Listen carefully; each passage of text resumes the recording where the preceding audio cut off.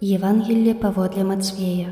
Калі прыйшоў Езус у межы Цэзарэі Філіпавай, запытаўся ў сваіх вучняў, кажучы: «Кім людзі лічаць Сына Чалавечага?» Яны ж адказалі: «Адны Янам Хрысціцелем, другія ж Іллёю, а іншыя Яраміем ці адным з прарокаў». Ён сказаў ім: «А вы кім лічыце мяне?» Адказваючы, Сымон Пётр сказаў: «Ты Хрыстус, Сын Бога Жывога». Тады Езус сказаў яму ў адказ: «Шчаслівы ты, Сымоне, сыне Ёны, бо не цела і кроў адкрылі табе гэта, але Айцец мой, які ў нябёсах.